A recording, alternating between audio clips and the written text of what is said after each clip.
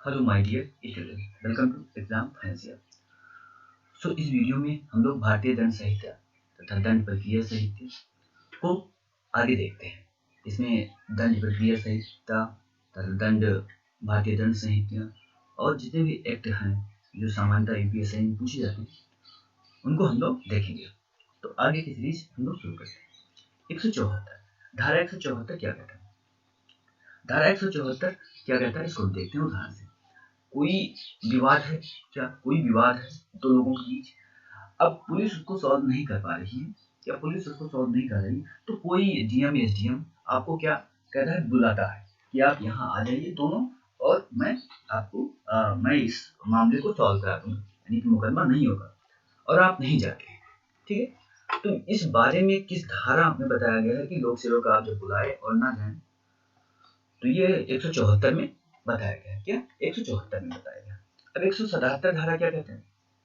177 धारा ये कहता है कि आप लोक सेवक को क्या देते हैं, मिथ्या सूचना देते हैं, जिससे कारण हो सकता है लोक सेवक को नुकसान भी हो।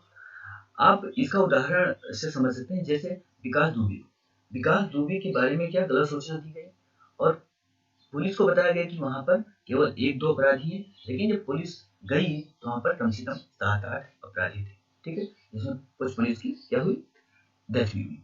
तो 177 यही बताता है कि आप कोई मिथ्या सूचना पर लोक सेवक कोई मिथ्या सूचना कोई देता है। अब अगला 180 धारा क्या, अगला 180 धारा 180 धारा क्या बताता है? आप कोई अपराधी है, क्या सपोज करिए कि कोई अपराधी है, आप नहीं कोई भी अपराधी है, तो कोई अपराधी है, अब अपराधी से सारी जानकारी ली गई, क्या सारी जानकारी ली गई, लेकिन जब वो कोर्ट में पहुंचता है, क्या कोर्ट में पहुंचता है, तो वो अपने कथन से क्या हो जाता है, इनकार कर देता है। क्या कथन से इनकार कर देता है, या कोई गवाही हो सकता है, किसी से गवाही ली गई और वो कोर्ट में जब पहुंचता है तो क्या कर देता है, इनकार कर देता है। तो इस बारे में किस धारा में कहा गया है, तो 180 में बताया गया है। ठीक है, और अगर कोई ऐसा करता है तो उसे 3 माह का जेल भी होता है। क्या 3 माह का जेल भी हो सकता है या जुर्माना हो सकता है या दोनों हो सकता है। ठीक है, अगला धारा है 186। 186 धारा क्या कहता है? 186 धारा ये कहता है कि आप लोक सेवक के कार्यों में बाधा डालें। क्या लोक सेवक कोई कार्य कर रहा है उसमें आप क्या डालें, बाधा डालें। जैसे कोई एसडीएम हो गया, एसडीएम आपके गांव में आता है क्या करने के लिए, क्या बोलते हैं, जो राशन बांटते हैं उनको क्या बोलते हैं, कोटेदार। कोटेदार को ये निर्देश देने के लिए वो अच्छे से राशन बांटे, क्योंकि बार बार शिकायत नहीं देती। लेकिन जब लोक सेवक आता है यहाँ पर तो उसे गांव वाले गांव में आने नहीं देते, यानी उसे उसके कार्य में क्या डालते हैं, बाधा डालते हैं। ठीक है, या कोई एक व्यक्ति हो सकता है जो उसको लोक सेवक को आने ना दे, तो इसके बारे में 186 में बताया गया है। और ऐसा कोई व्यक्ति ऐसे करता है तो उसे क्या 3 माह का सजा है या जुर्माना, 500 का जुर्माना है, या दोनों हो सकता है। ठीक है, अब अगला धारा है 191। 191 क्या बताता है, मिथ्या साक्ष्य देने के बारे में। आप गवाही, यहाँ पर आप गवाही को लेकर आसानी से समझ सकते हैं कि आप गवाही जब देते हैं किसी मुकदमे में किसी के पक्ष की तरफ, तो आप सही नहीं देते हैं, क्या मिथ्या साक्ष्य देते हैं। ठीक है, क्या मिथ्या साक्ष्य देते हैं। अब 192 धारा क्या कहता है कि मिथ्या साक्ष्य तो देते ही हैं, उसके बाद आप मिथ्या साक्ष्य क्या करते हैं, गढ़ते हैं, यानी झूठ का एक पुलिंदा आप बनाते हैं। क्या झूठ का एक पुलिंदा बनाते हैं। अगर ऐसा आप करते हैं, मिथ्या साक्ष्य पेश करते हैं कोर्ट में, अगर कोर्ट को ये पता हो गया कि आप ये साक्ष्य जो दिए हैं मिथ्या है और इसको आपने गढ़ा है, क्या गढ़ा है यानी बना बना के लोग व्यक्ति को, निर्दोष व्यक्ति को फंसाने के लिए अपने इस साक्ष्य को गढ़ा है, तो आपको कम से कम 7 वर्ष का सजा हो सकता है। क्या 7 वर्ष का सजा हो सकता है। 193 धारा यही कहता है कि 7 वर्ष का सजा होगा अगर आपने क्या मिथ्या साक्ष्य केवल गढ़ा। ठीक है, अब आपने कोई ऐसा मिथ्या साक्ष्य गढ़ा जिसके कारण किसी को फांसी हो जाती है, क्या किसी को फांसी हो जाती है, किसी डेथ होती है कोर्ट के निर्देश पर, तब अगर पता चला कि आपने मिथ्या साक्ष्य गढ़े हैं तो आपको 10 वर्ष की सजा होगी। क्या? 10 वर्ष की सजा होगी। ठीक है। अगला 195 का, आप किसी को गवाही देने के लिए या मिथ्या साक्ष्य गढ़ने के लिए क्या धमकी देते हैं? क्या धमकी देते हैं? कोई व्यक्ति है, अब वो गवाही तो देना चाहता है सही, लेकिन कोई तीसरा व्यक्ति आता है, उसको धमकी देता है कि आप ऐसा नहीं ऐसा बोलेंगे। क्या? ऐसा बोलेंगे। तो ये धमकी का जो घटना है किस धारा में वर्णन किया गया है? 195 में। क्या? 195 में, 195 का में ये बताया गया है। अब 209, क्या? धारा 209, धारा 209 क्या कहता है? धारा 209 कहता है कि बेईमानी से मिथ्या दावा कोर्ट में पेश करना। क्या? आप कोर्ट में जो दावा पेश करते हैं वो क्या मिथ्या है? क्या मिथ्या है, यानी झूठ के सहारे आप कोर्ट में जाते हैं और अपना काम कराने की कोशिश करते हैं। क्या? कराने की कोशिश करते हैं। तो इसमें आपको 2 वर्ष तक सजा हो सकती है। अगर कोर्ट को ये पता चलता है तो आपको 2 वर्ष तक सजा हो सकती है। ठीक। अगली धारा हम लोग देखते हैं। अगला धारा है 212। क्या? 212। 212 में क्या? 212 में क्या कहा गया है? ये कहा गया कि आप किसी अपराधी को क्या देते हैं? शरण देते हैं। क्या? किसी अपराधी को आप शरण देते हैं। पुलिस को पकड़ने आई और उसको आपने क्या दिया? शरण दिया। तो ये किस धारा में बताया गया है? 212 धारा में बताया गया। क्या? 212 धारा में बताया गया कि आप जब अपराधी को शरण देते हैं, ठीक है, और शरण देंगे तो आपको दंड मिलेगा। अब अगली धारा है 228 का। क्या? 228 का। 228 का क्या कहता है कि कोई व्यक्ति है जिसका रेप हो जाता है। क्या? कोई पीड़ित है जिसका रेप होता है। अब रेप जब होता है तो सरकार या प्रशासन, लोग सेवक चाहते हैं कि उस लड़की का नाम बाहर ना आए। क्या? उस लड़की का नाम बाहर ना आए। अगर कोई व्यक्ति ऐसा करता है कि वो उस लड़की का जिसका रेप हुआ उसका नाम चारों तरफ प्रसार करने लगता है तो उसे दंड दिया जाएगा। ठीक है, यानी कि पीड़ित व्यक्ति का नाम का आपको प्रकटीकरण नहीं करना है। ठीक है, तो इसको 228 का में बताया गया। क्या? 228 का में बताया गया। 230, धारा 230 क्या है? धारा 230 में भारतीय सिक्का को परिभाषित किया गया। क्या? भारतीय सिक्का को परिभाषित किया गया। 232 धारा क्या कहता है कि आप जब सिक्का का कूटकरण करते हैं, सिक्का का कूटकरण करते हैं, कूटकरण करने का मतलब आप नकली सिक्का बनाते हैं। नकली सिक्का बनाते हैं, 10 का जो सिक्का है उसका आप नकली सिक्का बना के मार्केट में सप्लाई करते हैं, तो कूटकरण उसको कहते हैं, यानी कि डुप्लीकेट बनाना, कूटकरण। ठीक, तो 232 में भारतीय सिक्का का कूटकरण करना दंडनीय अपराध कहा गया है। ठीक, अगला भारतीय दंड संहिता के अध्याय 14 में वातावरण को स्वास्थ्य के लिए हानिकारक बनाने। ठीक है, अब अध्याय 14 में क्या कहा गया भारतीय दंड संहिता कि वातावरण जो अभी स्वस्थ है, क्या स्वस्थ है, वातावरण अच्छा है, आप ऐसा वातावरण में कुछ काम करते हैं जिससे स्वस्थ वातावरण क्या होता है, स्वस्थ वातावरण को नुकसान पहुंचता है और जिससे लोगों की स्वास्थ्य में समस्या आती है, स्वास्थ्य उनका खराब होता है, तो उसको अपराध की श्रेणी में रखा गया है। ठीक है, अगला धारा है 268। क्या? 268। 268 में क्या कहा गया? लोक उत्पाद। क्या? लोक उत्पाद को बताया गया है कि लोक उत्पाद क्या होता है। अब लोक उत्पाद क्या होता है इसको हम समझते हैं। क्या? लोक उत्पाद क्या होता है इसको हम समझते हैं। अगर पूछा जाता है लोक उत्पाद की परिभाषा किसने दी है, लोक उत्पाद के बारे में किसने, तो 268 में है। लोक उत्पाद क्या होता है इसको हम समझते हैं। कोई भी पब्लिक प्लेस है, क्या? कोई भी पब्लिक प्लेस है, क्या उसको आप हानि पहुंचाएं। कोई भी पब्लिक प्लेस है उसको आप हानि पहुंचाएं। जैसे पब्लिक प्लेस है, पब्लिक कोई वस्तु है, जैसे रोडवेज हो गया उसको नुकसान पहुंचा रहे हैं, सड़क हो गया उसको नुकसान पहुंचा रहे हैं, रेल की पटरी हो गई उसको नुकसान पहुंचा रहे हैं, तो ये पब्लिक उत्पाद होगा। दूसरा पब्लिक उत्पाद क्या होगा? आप रोड पर जाके क्या करते हैं, कोई ऐसा काम करते हैं जो सामान्य पब्लिक के लिए मतलब अच्छा नहीं है, जैसे पशुवध, आप रोड पर ही पशुवध करने लगे तो इसको भी क्या माना जाएगा, लोक उत्पात माना जाएगा। आप सार्वजनिक प्लेस पर जाके डीजे बजा दें तो इसको भी लोक उत्पात माना जाएगा। सार्वजनिक प्लेस पर आप गोला दागे तो इसको भी लोक उत्पात माना जाएगा। ठीक है, यानी कि आप कोई भी ऐसा काम करें जिससे समाज, जो समाज का बहुमत यानी कि अधिकांश लोग उसे उस स्थान पर पसंद नहीं करते।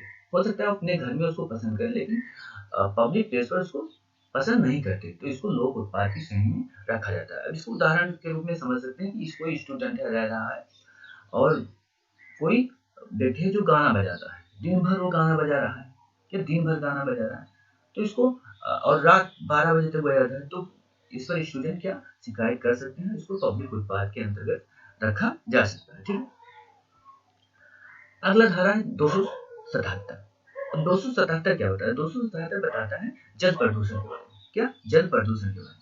तो आपको याद रखना है कि 277 जल प्रदूषण के बारे में। जल स्रोत को आप दूषित अगर करते हैं तो उसको दंडनीय भी माना गया है। क्या, दंडनीय भी माना गया है। ठीक है, लेकिन कितना दंड मिलता है ये तो हम लोगों के समझ से परे है। भारत की लगभग सारी नदियां दूषित हैं और हमारे यहाँ कानून में क्या बताया गया कि जल स्रोत को दूषित करना ही दंडनीय है। तो क्योंकि कानून हमारे यहाँ, कानूनों की कमी तो नहीं है, लेकिन उसको इम्प्लीमेंट करने में समस्या है, क्योंकि उसमें भेदभाव इतना हो जाता है कि कोई गरीब है कोई अमीर है, तो अमीरों के साथ सामान्यतः नरमी से पेश आते हैं लोग और गरीबों के साथ सख्ती से। तो जल प्रदूषण का अधिकांश कार्य जो उद्योग, क्या उद्योग घराने करते हैं, तो उनके प्रति जो एक नरम रवैया है, ये भी एक समस्या है जल प्रदूषण। अब अगला है 279। क्या, 279।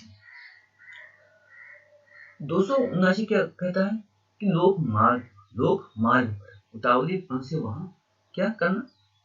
कुल मिला के कहने का मतलब ये है कि 279 क्या कहता है कि लोक मार्ग को आप क्या करें, नुकसान पहुंचाएं। क्या, लोक मार्ग को आप नुकसान पहुंचाएं, तो उसको 279 के अंतर्गत रखा गया। क्या, 279 के अंतर्गत रखा गया। अब 279 के अंतर्गत आपको सजा भी मिल सकती है, या आपको सजा भी मिल सकती है। ठीक है, कितना सजा मिल सकता है आपको, 6 माह तक। क्या, 6 माह तक आपको सजा मिल सकता है। ठीक है, अगर आप क्या करते हैं, लोक मार्ग पर वाहन को, क्या वाहन को, क्या है ये वाहन है, वाहन को उतावलेपन से चलाते हैं, यानी ऐसे वाहन को चलाते हैं कि वो एक्सीडेंट की समस्या को कार्य कर सकता है, क्या दुर्घटना की समस्या को कार्य कर सकता है। तो आप अगर ऐसा, या शराब पीकर आप चलाते हैं, तो ऐसा करते हैं तो आपको 6 माह का दंड मिल सकता है। ठीक है, नहीं कि आपको अच्छे ढंग से चलाना है।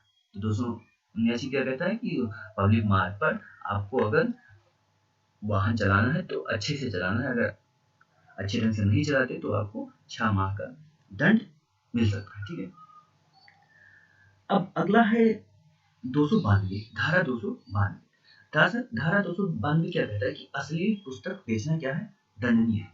ये बहुत सी पुस्तकें ऐसी होती हैं जो क्या जो कह सकते हैं व्यभिचारिता या सेक्स को ज्यादा प्रमोट करती है। क्या, तो ऐसा, या कह सकते हैं औरतों को, क्या औरतों के वस्तु के रूप में प्रस्तुत करती है कि लोग उनको देखें। तो अगर ऐसा कोई पुस्तक है और ऐसा आप बेच रहे हैं पुस्तक, तो ये भी क्या है, एक सजा है। क्या, ये भी एक सजा है या दंडनीय अपराध है कह सकते हैं।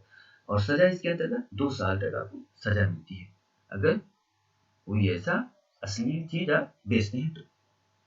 अब अश्लील चीज से या अश्लील पुस्तक से संबंधित एक नियम है, वो भी जान लेते हैं, हिकलिन का नियम। क्या, हिकलिन का नियम।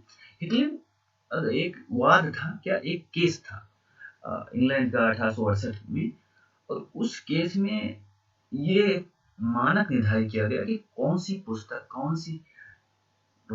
अश्लील हो सकती है, कौन सी पुस्तक अश्लील नहीं है। तो हेगेल का नियम केवल इतना बताता है कि पुस्तक अश्लील है या नहीं, उसने एक मानक निर्धारित किया इस केस में, तो उसे हेकलिंग का नियम भी कहा जाता है। ठीक है, अगला देखते हैं 294। अब हमने देखा भी क्या, 292 इसमें अश्लील पुस्तक से संबंधित है। क्या अश्लील पुस्तक से आप अगर अश्लील पुस्तक देते हैं तो अपराध है। हेकलिंग का नियम ये टेस्ट करता है कि अश्लील पुस्तक कोई है या नहीं है।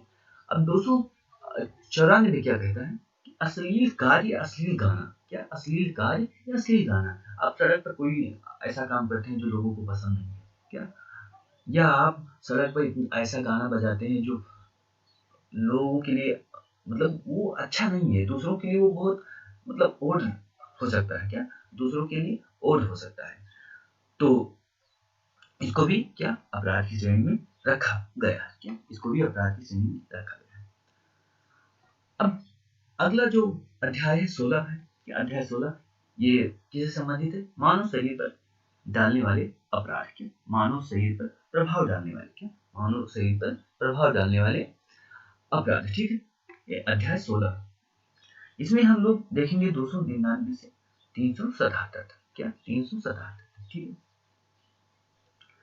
अब इसमें मानव शरीर पर प्रभाव डालने वाले अपराध को क्या 7 श्रेणी में रखा गया, क्या 7 श्रेणी में रखा गया। अब क्या क्या है इसको हम लोग एक बार देख लेते हैं, क्या इसको हम एक बार देखते हैं। पहला है जीवन के लिए संकटकारी अपराधों के विषय में, क्या आपके जीवन को संकट में डाल दे, क्या आपके जीवन को संकट में डाल दे।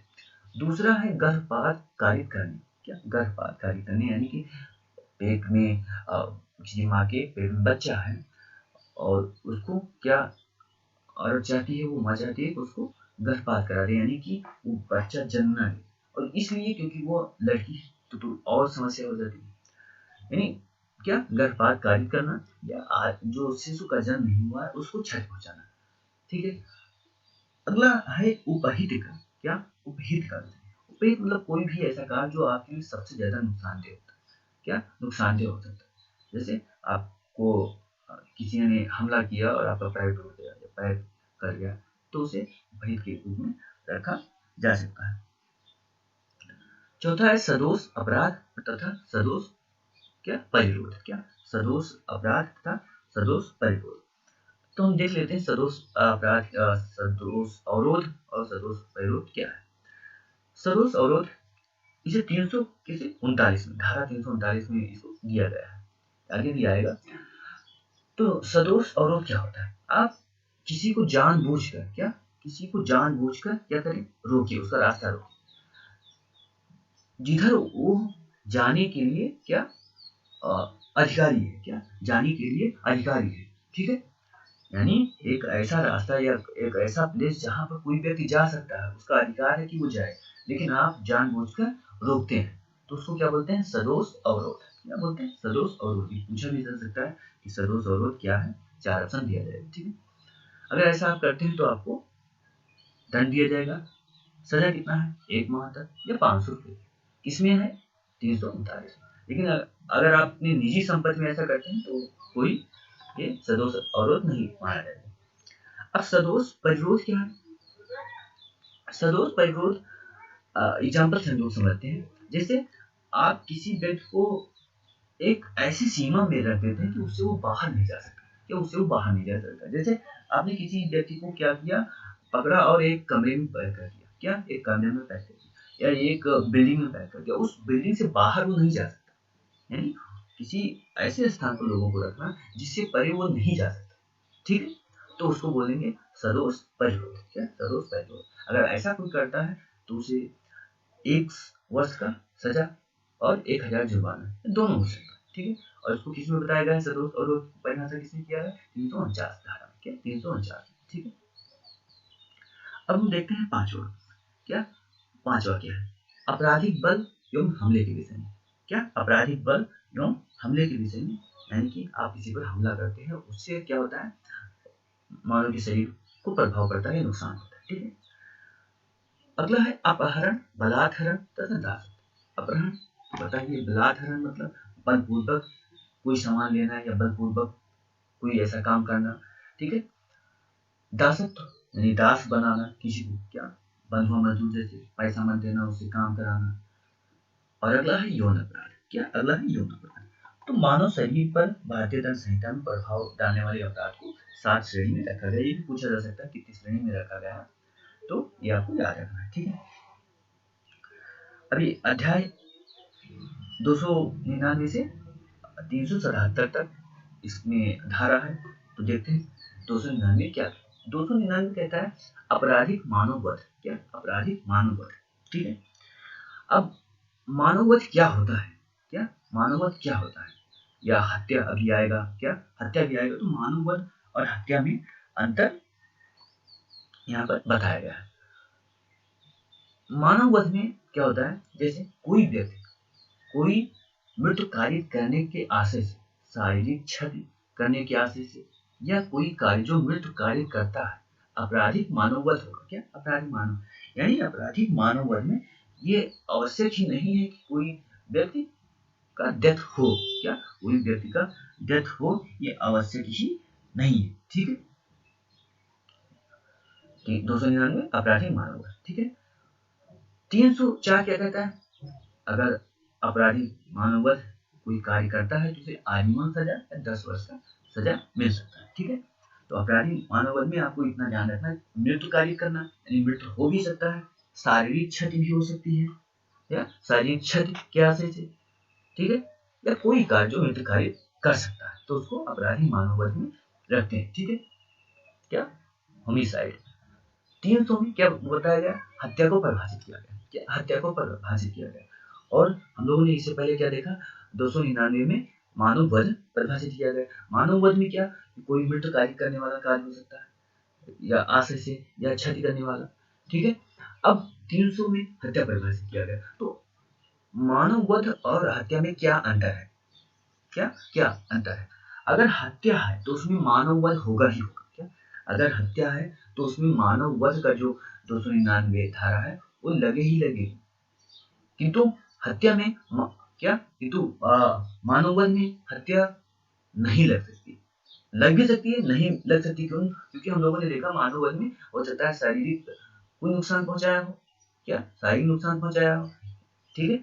तो हत्या और मानववध में क्या ये अंतर है, क्या ये अंतर है। मानववध में मृत्यु हो भी सकती है, नहीं भी हो सकती है, और हत्या है तो उसमें मानववध होगा ही होगा। लेकिन मानववध अगर है तो उसमें हत्या नहीं होगा, हत्या हो भी सकती है, नहीं भी हो सकती, ठीक है। इसको किसमें बताया गया, बच्चन सिंह बनाम पंजाब राज में। क्या बच्चन सिंह बनाम पंजाब राज में स्पष्ट किया गया। और बच्चन सिंह बनाम पंजाब राज में बिरले से बिरलतम यानी कि किसी को फांसी देना है तो कोर्ट ने एक प्रावधान बनाया कि कम से कम, क्या कम से कम बहुत ज्यादा जघन्य अपराध हो तब लोगों को फांसी देना चाहिए, ठीक है। 302 क्या, 302 में हत्या के लिए दंड का प्रावधान है। क्या 300 में हत्या के बारे में बताया गया और 302 में हत्या के लिए दंड का प्रावधान है। अब क्या दंड मिल सकता है, आजीवन कारावास में होता है, जुर्माना हो सकता है, दोनों हो सकता है, ठीक है। 303 क्या कहता है, जो व्यक्ति आजीवन कारावास काट रहा है। क्या 303 क्या कहता है, जो व्यक्ति आजीवन कारावास काट रहा है के द्वारा हत्या, तो उसे मृत्युदंड दिया जाएगा। क्या मृत्युदंड दिया जाएगा। अब कोई व्यक्ति अगर आजीवन कारावास काट रहा है, वो जेल में है, तो वो कैसे हत्या कर सकता है, क्या कैसे हत्या कर सकता है।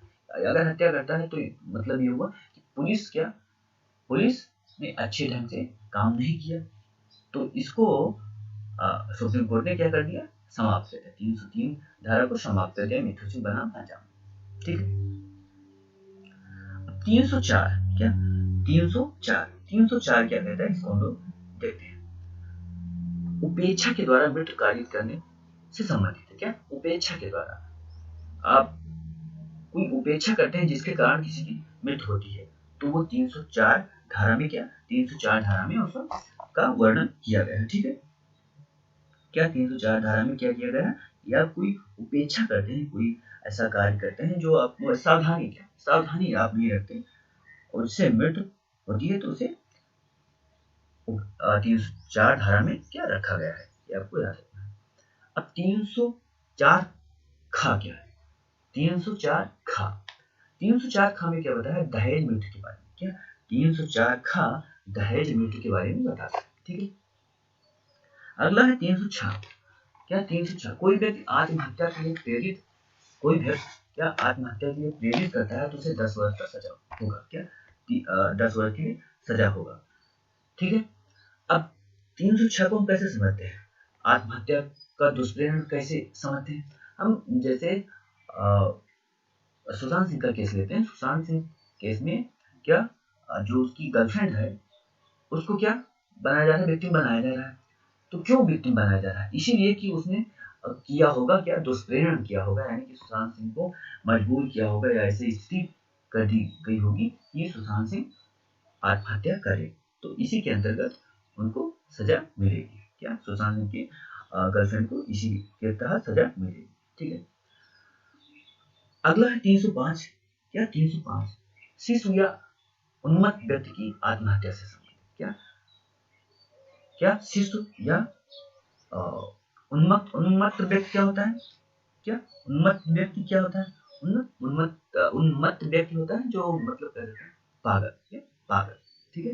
या वो दिमाग से या मानसिक रूप से बीमार है। क्या मानसिक रूप से बीमार है। तो शिशु व मानसिक रूप से बीमार व्यक्ति की आत्महत्या से संबंधित 305 है। ठीक है।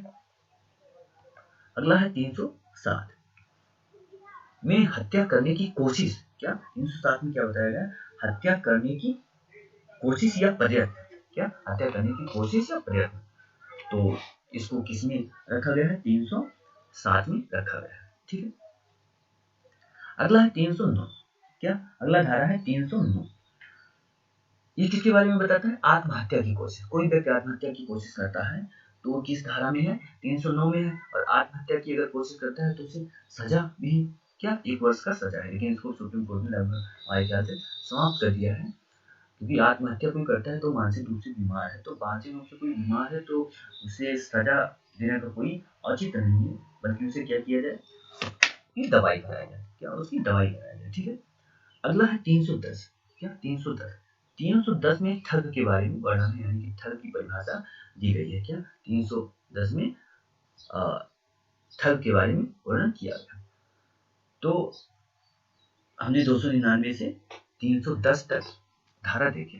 तो आज के लिए इतना ही, फिर मिलते हैं अगले वीडियो में। Have a nice day.